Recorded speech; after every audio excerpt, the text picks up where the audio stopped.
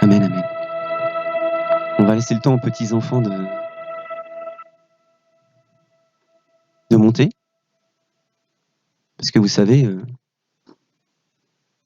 on a beau être spirituel, on n'en reste pas moins charnel. Et si on entend le cri d'un bébé, hop, toute notre attention est focalisée sur le cri du bébé. Donc effectivement, on essaie de tout faire en sorte de faciliter la compréhension de la parole de Dieu en mettant de côté toute source de distraction. Et c'est quelque chose qu'on a à cœur depuis le premier jour. On faisait un culte à la maison à l'époque. Et effectivement, les petits-enfants montaient là-haut, de manière à ce que chacun, chacune puisse entendre ce que Dieu a à dire à ses enfants. Parce que on passe de très bons moments dans la présence de Dieu, et gloire à Jésus. Parce que nous savons que nous sommes aimés de Dieu, mais certains d'entre nous sont encore en marche. Le problème qu'il y a, c'est que certains d'entre nous sont encore en marche. Donc nous, on se réjouit d'une joie profonde. Hein. On ressent la présence de Dieu, c'est enivrant. Voilà, c'est vraiment enivrant. Et vraiment, vous avez vu qu'il y a un aperçu là. Parce qu'on est béni, aujourd'hui on célèbre les 2 ans de l'Assemblée. On a vraiment le privilège d'avoir Gilliane. Oui, on a le privilège d'avoir Gilliane qui on a vu le ministère de Gilliane à l'œuvre lorsque le prophète, pasteur Élie, d'une grande église de Madagascar était venu. On a fait waouh, il y a quelque chose là, waouh. Effectivement, on a tissé ce lien, cette relation. Et c'est ce qu'on fait tous parce que le Seigneur n'a fait que des rencontres. C'est-à-dire que vous n'êtes vraiment pas là par hasard. C'est le Seigneur qui vous a guidé à un moment donné dans vos vies à venir entendre ce qu'il a à dire. Alors ça ressemble un peu à un avant-vente là qui est en train de vendre un produit. Le problème qu'il y a, c'est que c'est extrêmement sérieux. Et qu'en fin de compte, on parle de la chair, on parle de l'esprit. Il faut bien comprendre que la chair et l'esprit sont totalement opposés. Vous savez ? Le problème du tabatab, que j'aime beaucoup, le tabatab, c'est quand ça gesticule, ça bouge et tout. Il est le roi des rois, tout le monde y va. Le Seigneur des seigneurs, son nom c'est Jésus, ou on peut l'appeler autrement. Le problème qu'il y a là-dedans, c'est ça excite la chair. Ça fait du bien à la chair. La chair, elle est heureuse. Elle est contente, elle gesticule, elle est heureuse. Les paroles sont simples, les paroles sont faciles, on a l'impression d'être chrétien. Le véritable souci là-dedans, c'est qu'écoutez bien. On parle de la Pentecôte. Mais déjà, j'ai une révélation pour vous, c'est pas à la Pentecôte que ça s'est passé. C'est un peu plus tard qu'ils ont été remplis de l'Esprit, pour ceux qui lisent Actes. Tout le monde réfère à la Pentecôte, mais c'est un petit peu après la Pentecôte que tout s'est passé. Bref, on se réfère à la Pentecôte. Et en fait, avant la Pentecôte, Jésus est monté au ciel. Et avant que Jésus soit monté au ciel, à un moment donné, Jésus est ressuscité des morts. Et entre le moment où Jésus est ressuscité des morts et Jésus est monté au ciel, vous croyez qu'il y avait « Il est le roi des rois ». Non. Non, mais absolument pas. Pendant 40 jours, Jésus a enseigné. Pendant 40 jours, Jésus s'est assuré que ses disciples seraient à même de partager l'évangile, la bonne parole. Pendant 40 jours, Jésus est allé semer profondément dans les cœurs de manière à rendre inébranlable chacun des disciples qui l'ont accompagné, même s'ils étaient remplis de doutes, jusqu'à ce qu'ils reçoivent la vérité profonde par le Saint-Esprit. Et ça ne s'est pas passé à la Pentecôte. Ça s'est passé quelques jours après encore. Lisez Actes. Et le problème qu'il y a avec le tabatab, que moi je vois, et que les églises ne mettent pas forcément en avant, c'est que c'est tellement beau de danser, de chanter, de louer Dieu avec des chants assez simples, accessibles à tous, que le moment où Dieu commence à parler sur la chair, tout le monde s'endort. Ouais, la chair, elle est fatiguée en fait. Vous savez, l'évangéliste vient de dire, mais en fait, quand tu vois un SDF, pourquoi ta chair, elle est tout de suite repoussée comme ça ? Fais l'effort, lutte contre ta chair. Et va, prie, d'abord prie, et après va. parce que c'est peut-être pas à toi d'aller semer. Prie. Et si tu sens la paix, bah va. Mais ta chair, elle veut pas, elle. Et il en va de même dans l'assemblée. Si dans l'assemblée, à chaque fois qu'il y a autre chose que la musique, tu t'endors, c'est qu'il y a un gros souci. Et c'est le moment justement de résister à sa chair.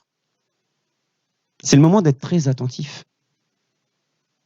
Parce qu'on est au, je sais pas combien d'âmes cultes, 2 ans, au bas mot, hein, parce qu'avant on était église de maison, 2 ans de prédication, des révélations qui sont de la parole de Dieu, que Jésus met à cœur de tous ceux qui ont à partager la parole sur la chair.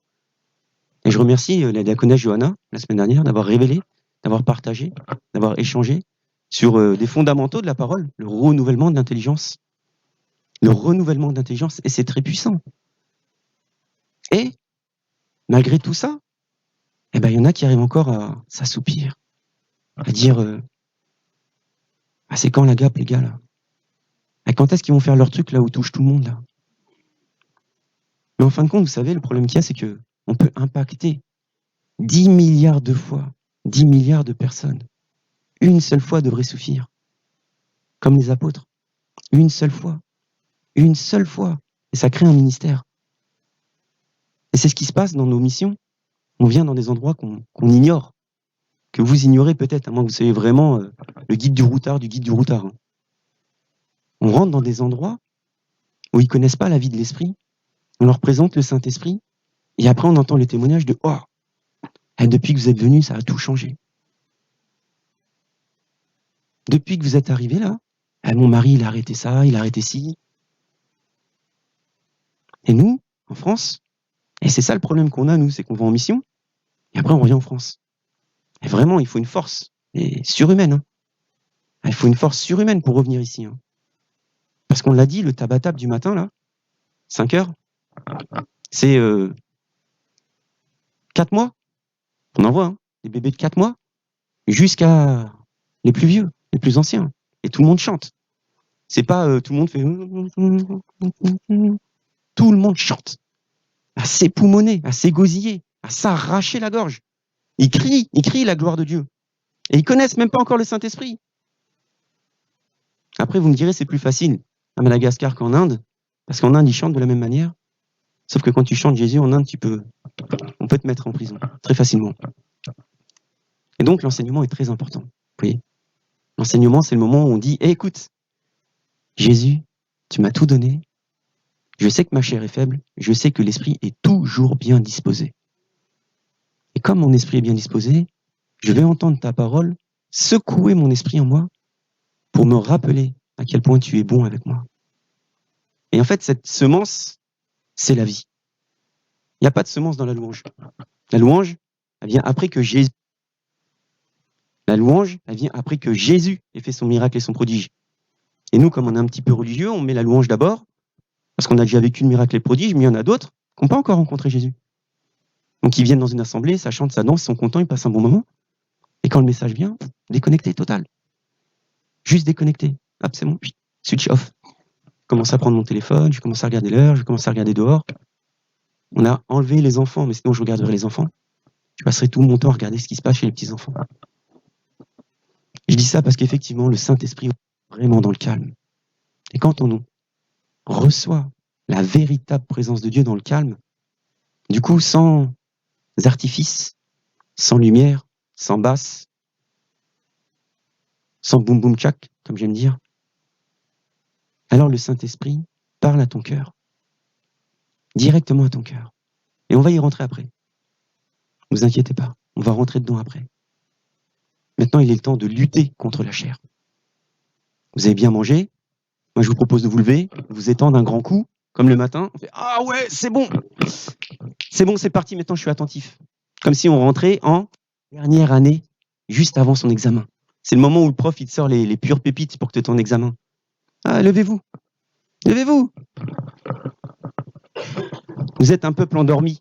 Levez-vous. Étendez-vous. Criez. Comme quand on se lève le matin. Ah, allez-y, allez-y, parce que vous allez vous endormir. Et le problème qu'il y a, c'est que si vous vous endormez, après vous allez recevoir dans la présence de Dieu, mais quelque chose qui servira de rien dans votre vie. Juste, vous allez tomber dans la présence de Dieu, mais ça vous servira de rien, puisque vous n'aurez rien entendu quand Jésus a parlé. Et ce sera trop dommage. Donc faites le tour sur vous-même, là, c'est bon, le roi des rois, vous repartez dans votre délire, il n'y a aucun souci, vous faites le tour 3 fois sur vous-même, vous vous réasseyez, vous prenez une bonne position, et vous ouvrez grand les méninges. Vous fermez les oreilles, là, les oreilles du corps, et vous ouvrez grand les oreilles du cœur. Amen. Amen. Et vous êtes vraiment qu'aux prémices, hein, parce qu'après, ça va être chaud. Waouh. Après, ça va être chaud. Et merci Seigneur. Merci Seigneur, parce qu'après, ça va vraiment être waouh. Ça va être une joie profonde pour tout le monde. Chacun va recevoir fort, très fort. Ok, aujourd'hui, le Seigneur m'a mis à cœur un... Alors, c'est très dur de passer après ce qu'a dit l'évangéliste, parce que l'évangéliste, écoutez, elle vous a exhorté de la très bonne façon, mais moi, j'ai un enseignement qui est un peu précis, qui est très précieux, et que je me dois de vous partager. Et ça concerne, en fait... Alors, moi, j'aime donner des titres, et j'ai marqué « Bonne, c'est l'os, Born to be alive ». Écoutez, c'est un titre comme un autre. Hein. Ok, donc en fait, on dit que en fait, dans l'os, il y a la vie. Parce qu'en fait, dans l'os, il y a la vie. Effectivement, dans l'os, il y a la vie. Vous savez, les cellules souches se trouvent dans la moelle osseuse. L'os, c'est pas juste un morceau de truc qu'on donne à son chien. Non, vraiment pas. L'os, il y a la vie dedans. Et ces cellules souches, c'est ce que les grands de ce monde cherchent à tirer pour pouvoir reproduire, pour pouvoir permettre la régénération, etc. etc. Vous savez qu'il y a du don de cellules souches. Tu peux aller, on ponctionne, je ne sais pas de quelle manière, ça doit être horrible, mais après, ça se régénère. Vous voyez? Parce que dans l'os, il y a vraiment la vie. Et par rapport à ces cellules, on rentre un peu dans le délire de l'homme. A priori, il faudrait 60 000 milliards de cellules pour constituer un homme. C'est-à-dire, il y a un gars, il a commencé à compter 1, oula 2, oula, ça se multiplie 4, oulala, ça part vite. 60 000 milliards pour constituer un homme. Et la probabilité que l'homme soit bien fait, c'est improbable. C'est juste pas possible, en fait. Qu'on soit tous aussi parfaits. C'est pas possible. Donc, les darwiniens, les trucs, les machins, les théoriciens, je sais pas quoi, comment on appelle ça, là, les grands délires d'hommes qui veulent se faire l'égal de Dieu, ils disent, ouais, mais si, c'est compréhensible et tout, je te mets l'échographie, je te montre comment ça marche, regarde le bébé, il grandit, il va pas dire Alléluia, mais non, il dira Alléluia, merci beaucoup, merci Seigneur. Et oui, il t'explique comme ça que comme ils voient, alors ils croient. Ils voient, ils comprennent. Ils voient, alors c'est réglé. 60 000 milliards, c'est énormissime. Et il n'y a pas d'erreur. C'est fort quand même. Ils sont rares les gens qui ont 2 nez, qui ont 17 oreilles. Vous voyez, c'est assez rare quand même. Qu'on puisse naître avec un manque, ça peut encore arriver. Mais qu'on puisse naître avec beaucoup d'arguments d'artifice en trop, là, non, c'est assez rare. Donc on est relativement mais alors vraiment très bien fait. Une cellule, tout vient d'une cellule qui se multiplie. Ah expliquez-moi ça. T'as une cellule, et t'en fais 2. Alors Job, vous connaissez Job, hein? Ouais, moi je vis Job. Moi j'aime trop Job. Ah moi tu comprends, moi c'est dur, je suis chrétien. Ouais, c'est Job quoi. Ouais, moi c'est Job, c'est dur. Hein. Oh là là, tu sais pas, t'imagines pas. Ok, on a dû enseigner sur Job. Et Job, il avait des questions à Dieu. Yeah, moi si je parle à Dieu, tu vois, je vais lui régler ses comptes parce que lui, il commence vraiment à me faire souffrir. Là. J'ai plus que la peau sur les os. Il a perdu toutes ses dents, Job, quand même, hein, dans son affaire. Hein. Quand il a laissé la barrière, là, vous savez, on avait dit le cheptel, la famille, puis la santé, du plus loin au plus proche. On ouvre toutes les barrières. Non, je crois pas trop en Dieu, je crois pas trop en Dieu, je crois pas trop en Dieu, je préfère de loin prier. Merci Seigneur pour moi, et encore moi. Parce qu'on sait jamais si des fois qu'il m'arrive quelque chose. T'as pas la foi, en fait. Comment tu veux qu'il t'arrive quelque chose puisqu'il y a Dieu avec toi? Pourquoi tu pries pour toi puisqu'il y a Dieu avec toi? Commence à prier pour ton prochain, quoi.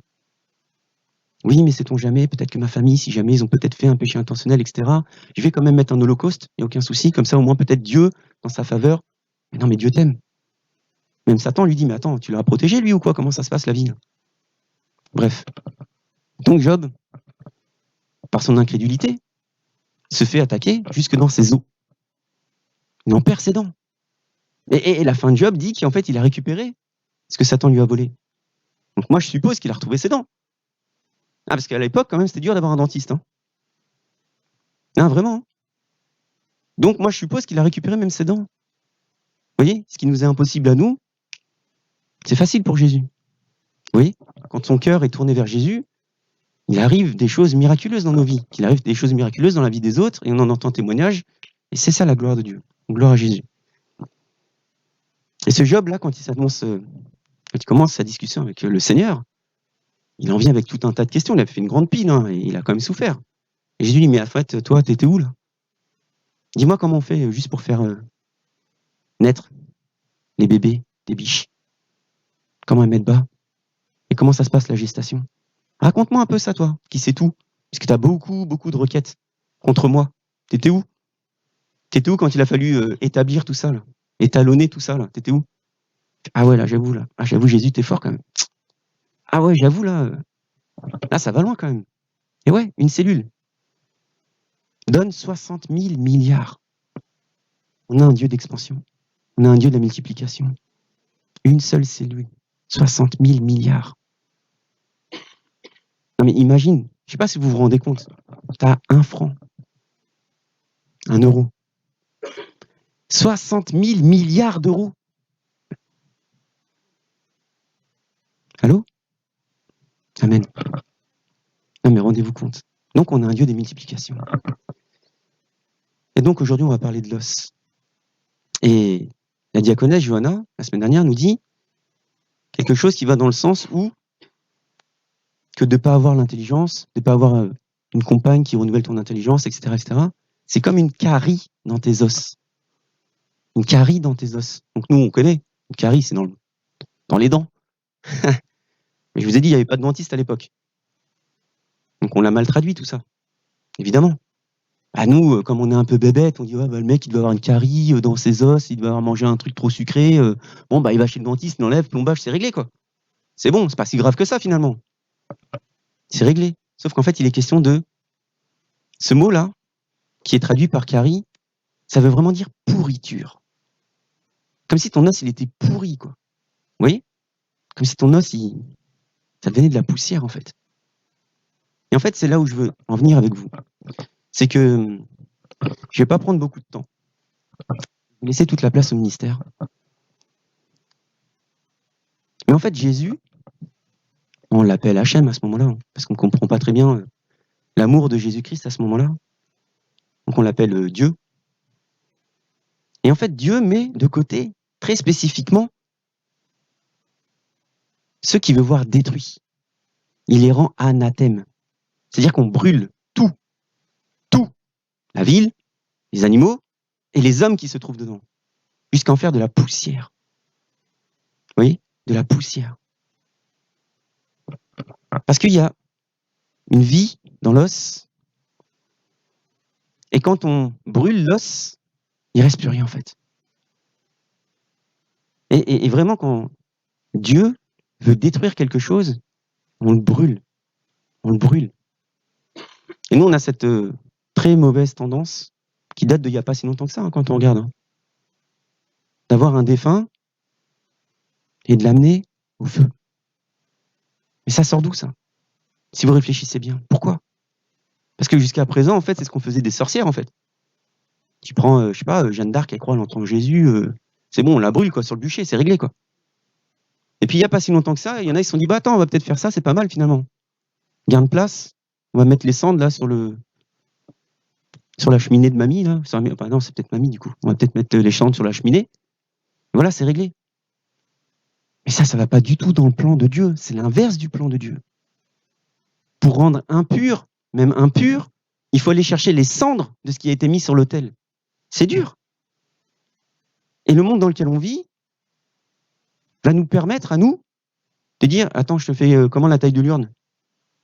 Ben, comment ça, la taille de l'urne? Rien du tout. Moi, je veux juste être enterré, comme tout le monde. Parce qu'il me semble quand même, à un moment donné, il y aura une résurrection, les gars. Non? Dire Jésus, c'est le premier né des morts. C'est le premier qui est né de la mort. Et nous sommes les suivants. Nous nous endormirons et nous nous relèverons. Et si t'as pas d'os, ça va être compliqué. Bon, ok, rien n'est impossible à Dieu. Hein. Il n'y a aucun souci. Hein. Mais quand même, dire quand il parle, il dit, hey, prophétise sur les os. Il ne dit pas prophétise sur ce qu'il n'y a plus d'os. Il dit prophétise sur les os. La vallée de la mort, là. Tu vois tous les ossements, là? Prophétise, redonne la vie.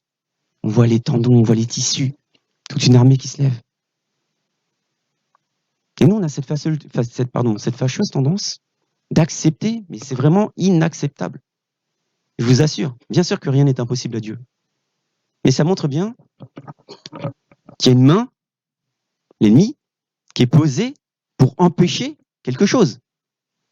On ne le voit pas. Heureux celui qui croit sans avoir vu. On ne le voit pas.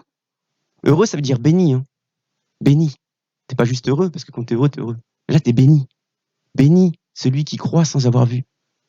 Mais si vous ne voyez pas venir le fait que ton os tient la vie éternelle. Élisée, prophète, qui entend Dieu, Dieu parle à ses prophètes. Élisée, il meurt comment? Il meurt d'une maladie. C'est triste. Attends, je veux dire, c'est quand même un grand prophète, Élisée.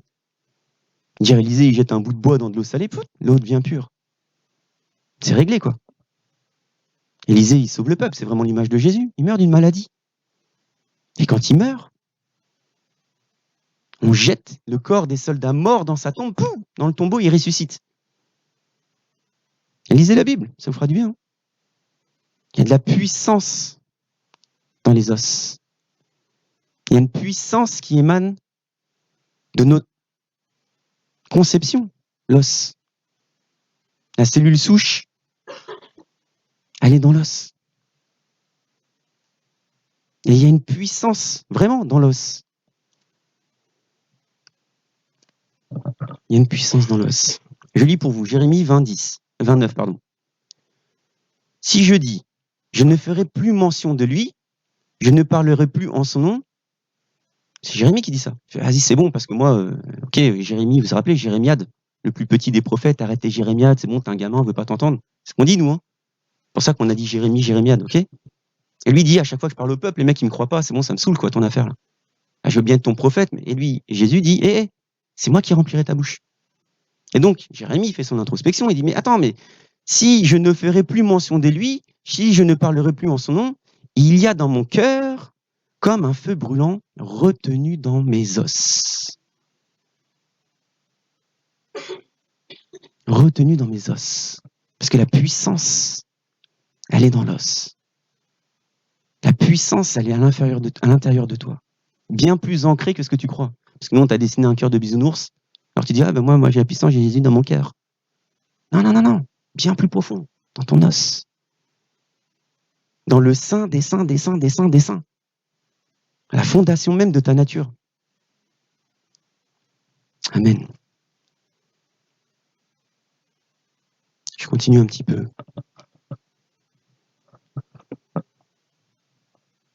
Adam regarde Ève, il dit, mais assurément elle. C'est l'os de mes os, la chair de ma chair. Elle est issue de moi.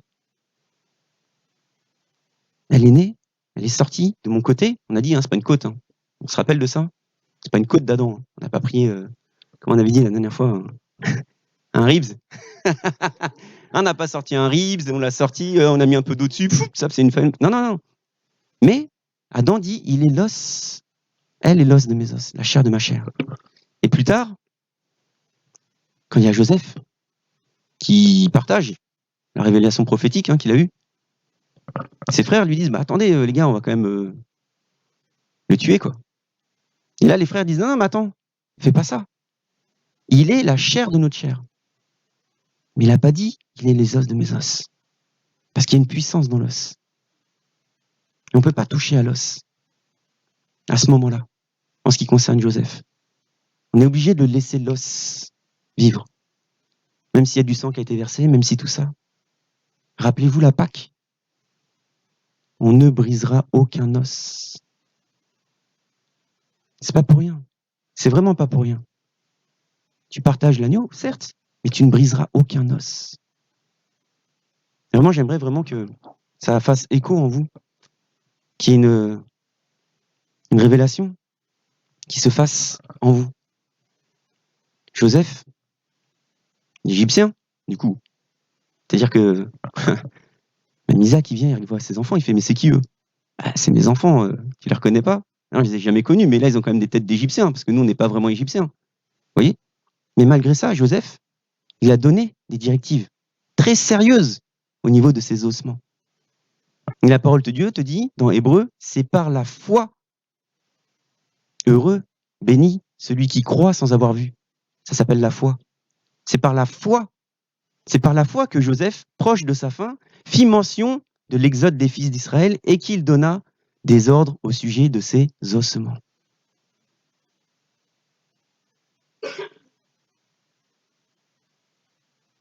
Je le redis, rien n'est impossible à Dieu. Mais facilitez-lui la tâche. Ne lancez pas le crématorium. Ne laissez pas lancer le crématorium. Le four, c'est pour les sorcières. Le four, c'est pour les ennemis de Dieu. Mais nous, on doit renaître. Il est le premier-né, nous sommes les seconds-nés après lui. D'accord? On lit, et en plus c'est marrant parce que c'est la toute fin de Genèse. Hein. Et on lit le premier livre de la Torah, on le dévore, parce que c'est quand même fabuleux ce qu'il y a dedans. Tout enfant juif connaît, parce que tout enfant juif lit la Torah. Nous, nos enfants, lire la Bible, déjà un évangile, ça les fatigue. Hein. Et encore, un évangile, c'est facile par rapport à la Torah. Hein? Ouais. Et donc, à la toute fin de Genèse, Joseph dit à ses frères, « Je vais mourir, mais Dieu interviendra pour vous à coup sûr. » Un prophète proclame la vie, toujours. Un prophète qui proclame la mort dans ta vie, tu dis, ok, bah Jésus, lui, je le mets de côté, je vais écouter celui qui proclame la vie. Donc, il interviendra pour vous à coup sûr et vous fera remonter dans ce pays, dans le pays qu'il a promis par serment à Abraham, à Isaac et à Jacob. Joseph fit prêter serment aux fils d'Israël en disant, Dieu interviendra pour vous à coup sûr et vous ferez remonter mes os loin d'ici. Genèse, dernier chapitre, 50. Et après, on passe à autre chose. Mais c'est pour nous, vraiment. C'est vraiment pour nous. C'est vraiment pour nous. Et on voit, parce que il y a beaucoup de mentions des ossements de Joseph dans la parole de Dieu, et ça poursuit. Josué, il vient, il va récupérer les ossements, il les ramène. C'est vraiment pas pour rien. Il n'y a pas de mention inutile dans la parole de Dieu. Hein. Il n'y a pas, tiens, je savais pas quoi dire, je me rappelle, il y avait une histoire sur les ossements, tiens, on va le remettre là, on n'est pas dans un scénario, hein. On n'est pas sur Netflix. Il y a vraiment une importance capitale. Et j'aimerais vraiment que ça résonne en vous, j'aimerais vraiment que vous preniez en compte cette puissance qu'il y a dans l'os. Pourquoi je dis puissance dans l'os? Parce que la racine hébraïque de os, c'est puissance. Donc pour nous, c'est caché, parce que c'est traduit, et mal traduit, et re-mal traduit. Mais quand on va sur le sens hébraïque du terme, la racine du mot ossement, c'est puissance. C'est fort. C'est vraiment fort. Donc ce qui nous anime, c'est la puissance de l'os, en fait, de Dieu en nous. Ce qui nous endort, c'est notre chair. C'est tout ce qui enrobe l'os.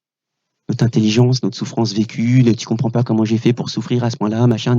Je cherche pas à comprendre, en fait. Il y en a un qui a souffert bien plus que toi pour que tu arrêtes de souffrir. Et tu es tiré de son côté, comme Ève et Adam.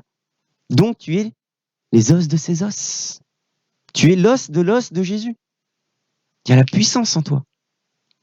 Il y a la puissance en toi. Et c'est pas pour toi, c'est fait pour partager. C'est pas pour toi, c'est pas fait pour que tu ailles bien. J'ai encore dit ça hier et ça a froissé quelqu'un. Dieu, il veut pas que tu ailles bien, puisque tu vas bien. Toi, tu crois que tu vas mal. Et ça, c'est toi et ta foi. Mais Dieu, tu l'as reconnu. Gloire à Jésus. Maintenant, tu as le Saint-Esprit. Gloire à Jésus. Tu renaîtras peut-être même de tes cendres pour peu que tu passes par la case crématoire. Gloire à Jésus. S'il y a tout ça, c'est pour partager l'amour de Dieu. C'est pour que la puissance qui est en toi, tu puisses la déverser. Et elle s'accompagne de l'amour. Nous, on est toujours en train de nous approprier un Dieu pour nous. Et hier, dans le partage qu'on a fait, on était quelques-uns réunis dans la maison. J'ai dit, mais vous savez, l'amour, là, on a un problème avec l'amour. Vraiment, on a un problème avec l'amour. Je ne sais pas pourquoi on parlait dessus, mais je préfère le partager avec vous. On l'a partagé hier. J'aime ma conjointe, elle aime son conjoint, que quand ça va bien. Ah, c'est trop bien, mon mari, il me sort, mon mari va faire des courses, mon mari, c'est trop bien. Et quand ça clash, ah, vas-y, je veux plus le voir, lui, c'est bon. Quoi? C'est quoi ton problème à toi? Je pensais qu'on s'aimait. Non, non, non, on s'aime que quand ça va bien. Et vous savez qui est-ce qui prend le relais, là? C'est Jésus. Parce que Jésus, on l'aime que quand ça va mal. Ah, Jésus, si simplement tu pouvais bouger, faire quelque chose pour moi, tu vois à quel point je souffre, à quel point il a brisé mon cœur. Ah, j'ai mal au cœur, Jésus, j'en peux plus, moi, c'est à cause de lui. Et après, ça va mieux? Ah, mon chéri, je t'ai retrouvé, c'est trop bien la vie et tout. Cool. Et Jésus, il est où? Oh, Jésus, c'est bon, on verra ça plus tard, quand ça ira mal, dans mes finances, dans ma santé, dans ma famille, comme Job.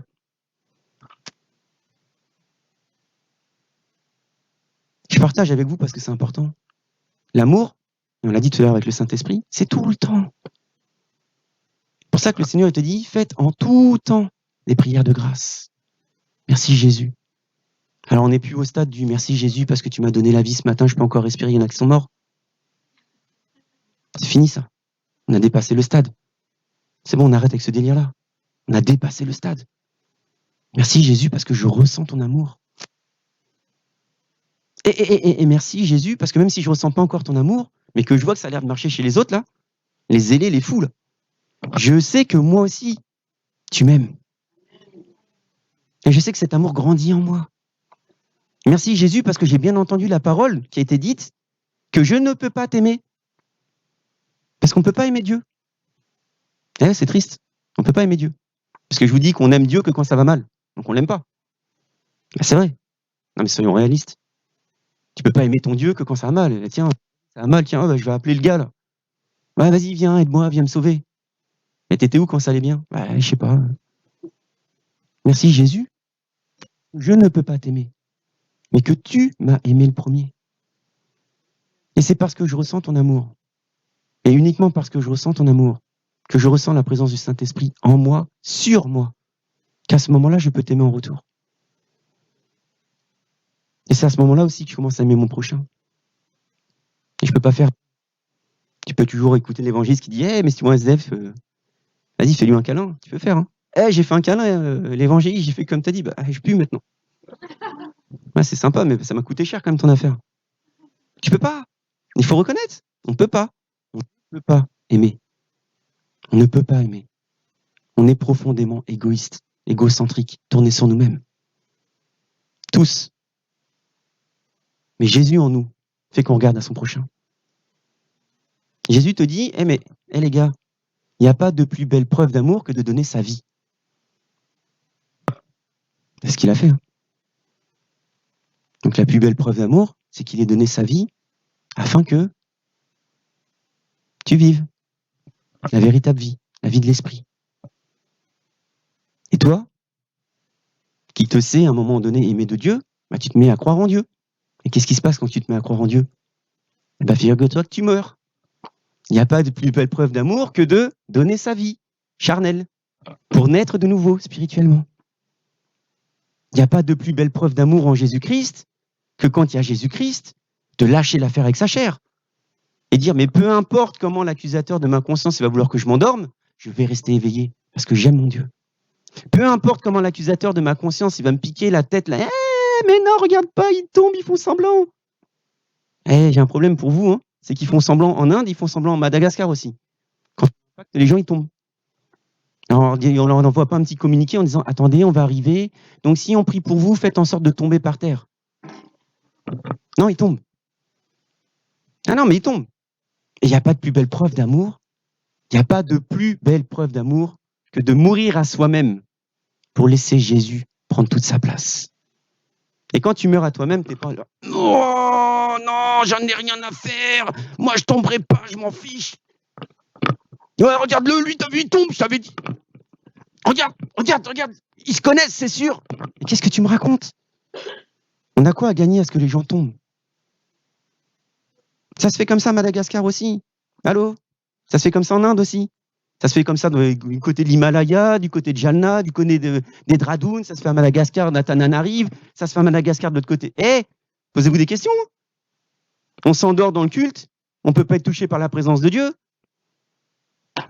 Désolé, mais vous n'êtes pas encore bien mort à vous-même. Désolé. C'est triste, mais c'est la vérité. À un moment donné, il faut laisser Dieu toucher son cœur. Et peu importe l'épreuve vécue, la souffrance vécue, le nombre de personnes qui sont passées avant toi, etc. Peu importe. Jésus veut te remplir afin de te déverser. Parce qu'on avait dit la dernière fois, c'est bon, acceptable ou parfait. Peu importe le plan de Dieu dans ta vie, il est bon. Mais rentre dans le plan parfait. Rentre dans le plan parfait. Ça tient qu'à toi. Jésus ne s'imposera jamais à ta conscience. Jésus t'a tout donné. Prends soin des os. Prends soin. Hein. Tu dis, écoutez, bon les gars, si je meurs, mettez-moi un petit cercueil, même si c'est en pain, même s'il n'y a pas de marbre dessus, même si c'est dans le fond du jardin de je sais pas où. Juste vous gardez les ossements parce que moi je veux aussi naître assez facilement. Pour repartir là-haut, célébrer les noces, et après on redescendra pendant le millénium, il n'y a aucun souci. Mais rentre dans le plan parfait. Le plan parfait, c'est de se laisser toucher là où il y a l'onction corporative. Là on dit la dimension du toucher. Mais quelqu'un vient et dit attendez les gars, on va arrêter de prier pour ça, on va commencer à prier pour le ministère. Waouh, c'est quoi ce délire? Qu'est-ce qu'elle raconte elle? Si, on va arrêter un peu de prier pour soi. T'as mal à la cheville, t'as mal au truc, t'as mal au... C'est bien. On va commencer à répandre tout ça là. Ça s'appelle l'amour. Amen. Moi, je suis complètement perdu. Hein. On continue. Et je sais plus où j'en suis. Ah oui, Ecclésiaste, le plus sage des sages vient et dit comme tu ne sais point quel est le chemin de l'esprit, ni comment se forment les os dans le ventre de celle qui est enceinte. Ainsi, tu ne connais pas l'œuvre de Dieu qui fait tout. Et non, on arrive dans un monde où l'homme te dit il y a 60 000 milliards. On a fait des petits paquets de milliards. On en a compté 60 000 quand même. Et voilà, il y en a 60 000 milliards, c'est bon, on comprend comment ça marche les cellules. Et lui, il te dit, mais en fait, tu sais pas. Comme tu sais pas comment ça se fait dans le ventre de la mère. Pour qu'une cellule fasse plusieurs cellules, commence à créer des os. Et on fait la clarté nucale quand on va voir bébé Chélie. Comment c'est clarté nucale? Ah oui, non, il y a un problème. Non, il n'y a pas de problème au nom de Jésus. Bon, il n'y a pas de problème, vous le dites, hein, mais alors vous assumerez les conséquences. T'inquiète, Jésus est au contrôle. Et donc, comme tu connais pas comment se forment les os dans le ventre de celle qui est enceinte, ainsi tu ne connais pas l'œuvre de Dieu qui fait tout. C'est assez clair. Parole de sagesse. L'Ecclésiaste. Gloire à Jésus.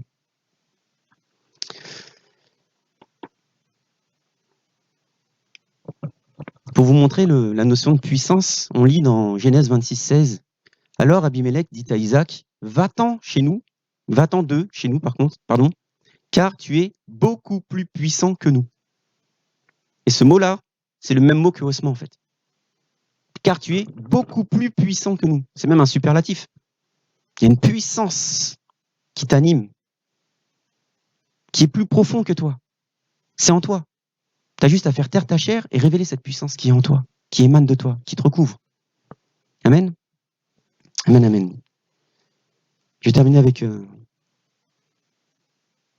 savez, il y a même un... Quand on rend anathème, quand Dieu rend anathème, brûle tout un village, etc. Mais que l'homme va quand même piller le village, parce qu'il veut s'accaparer des richesses, lui, il voit qu'avec ses yeux, il voit pas Dieu, hein. Dieu dit non, tu touches pas, et tu fais oh, ok, je touche pas, t'inquiète, je vais juste prendre 2-3 trucs. Parce que moi, l'argent, ça m'anime, j'aime ça. Dieu voit. Et quand Dieu voit, tout est brûlé. Et c'est dur à dire. Mais en fait, le péché de jalousie consiste à faire boire le reste de poussière après avoir brûlé.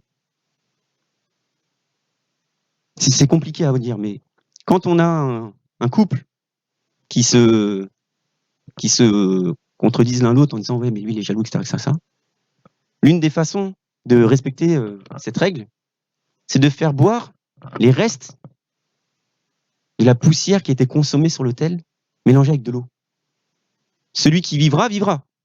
Par contre, si elle meurt, c'est peut-être qu'elle était pécheresse. Vous voyez? Donc faire brûler ces os-là, c'est vraiment pas pour nous. C'est vraiment pas pour nous. Je terminais avec un verset. Jésus, 2 versets peut-être. Un seul verset. Jésus te dit dans Colossiens 1, « Devenez puissants à tous égards, par sa force glorieuse, en sorte que vous soyez tout à fait persévérants et patients. » Devenez puissants à tous égards, par sa force glorieuse. C'est en vous. C'est pas, je sais pas comment vous dire, c'est pas une prière, c'est pas une requête. C'est activer ce qui est en vous. Devenez puissants. Soyez puissants. Vous êtes puissants. Activez cette puissance qui est en vous. Le fruit de l'esprit est déjà tout 100% en vous, comme a dit Charlotte tout à l'heure.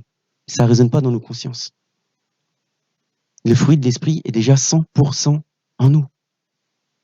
Et nous, on préfère marcher par le fruit de la chair. On préfère marcher par la convoitise des yeux. C'est ce que te dit Paul. Et c'est vrai. Il faut le reconnaître. Il faut accepter. Et dire à Jésus, mais attends, écoute Jésus, je comprends, j'ai peut-être un petit souci, je te dépose ce fardeau. Fais-moi marcher par ton esprit. Et arrête de me faire marcher par la chair. Et Jésus est bon.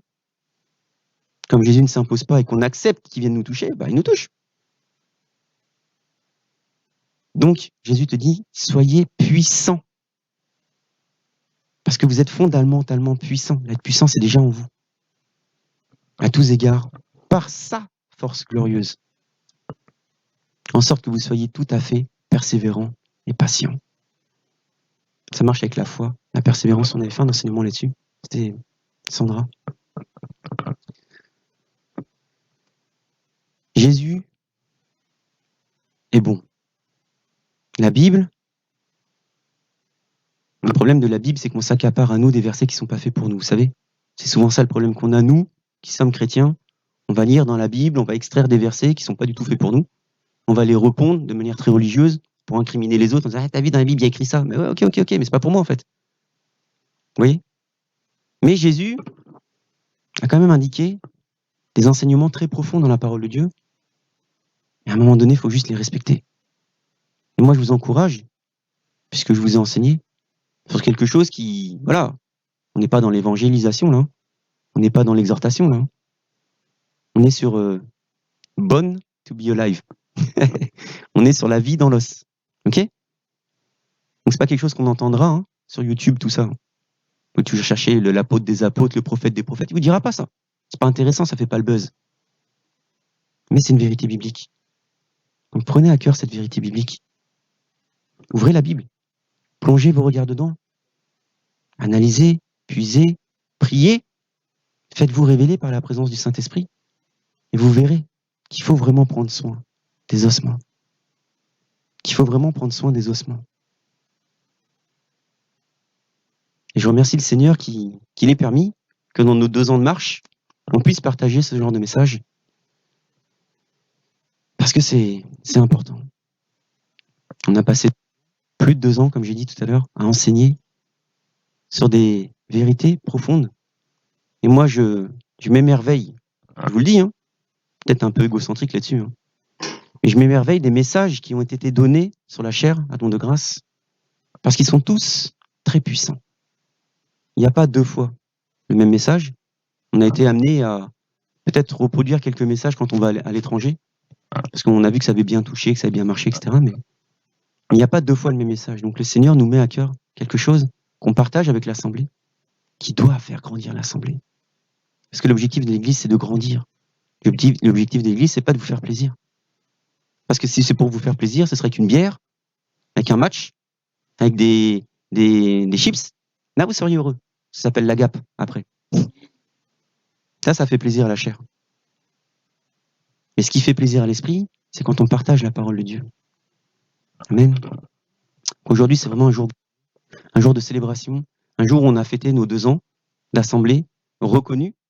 Assemblée reconnue parce qu'on a ouvert l'église sans être ministre. Donc on a ouvert l'église sous tutelle d'un ministre, du ministère de pasteur Daniel Vindini. On a grandi, on a été ordonné. Ça aurait pu durer beaucoup plus longtemps que ça. 1 an, 2 ans, 3 ans, 4 ans, 5 ans. avant l'ordination. On a été ordonné très rapidement, parce que le Saint-Esprit a donné son feu vert, on n'est pas aux ZDD ici. Hein. Il n'y a pas un groupe d'hommes qui se mettent d'accord en disant « Ok, bon, bah lui, c'est bon, il a fait ses trucs, il a 20 sur 20, c'est réglé, on lui donne. » Et lui, « Oh non, lui, je l'aime pas trop, tiens, je lui mets 11. » Quoi? Ok, donc lui, il sera pas ministre, mais lui, il le sera. Vous voyez? C'est vraiment la vie de l'esprit. Et on veille à ce que ce soit la vie de l'esprit.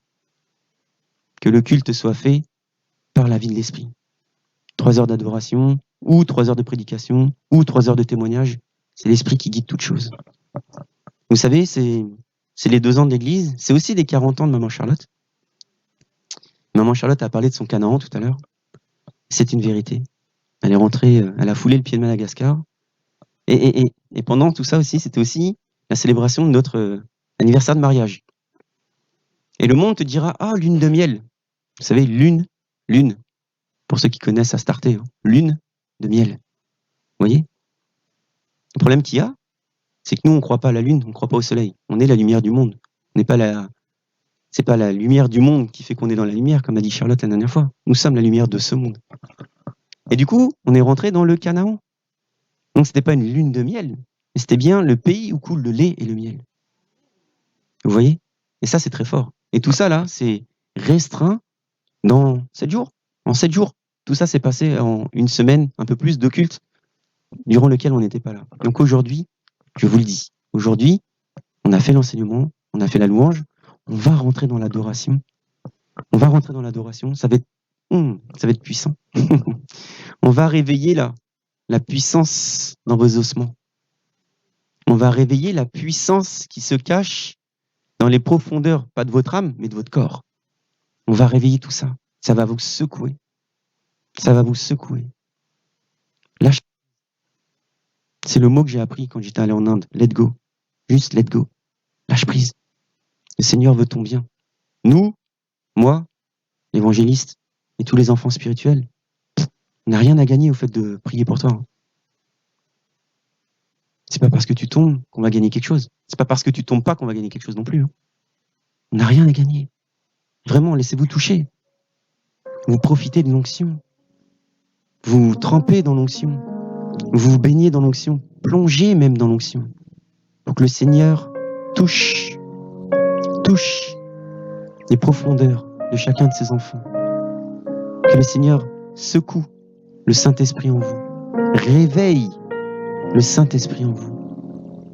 Il est question d'un réveil. Tout le monde attend le réveil. Et moi, je vous le dis, triste à dire, mais il n'y aura pas de réveil tout de suite. Vous savez pourquoi il n'y aura pas de réveil tout de suite? Parce qu'avec l'évangéliste et avec quelques enfants spirituels, on est allé dans des endroits où ils n'ont jamais entendu parler de Jésus. Sauf que Jésus nous aime tous. Et Jésus fait preuve de patience jusqu'à ce que tous aient donné leur cœur à Jésus. Mais il y en a encore dans ce monde qui n'ont jamais entendu parler de Jésus. Donc tant que le monde ne sera pas entièrement arrosé de Jésus-Christ, il n'y aura pas de réveil. Si on vous dit « reviens là demain, après-demain », la Bible te dit « non, on ne croit pas ça ». Tu verras, le Saint-Esprit attestera à ton esprit que c'est l'heure de la moisson.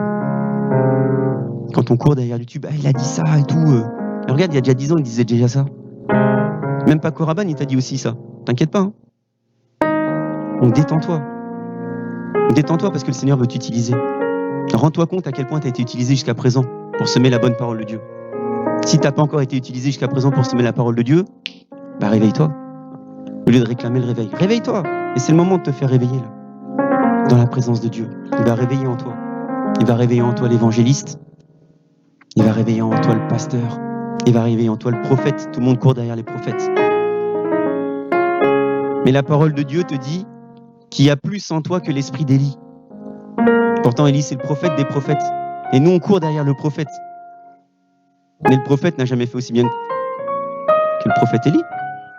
Quel prophète a mis le feu à un taureau recouvert d'eau? Quel prophète a tué 500 faux prophètes? Nous, on court derrière le prophète.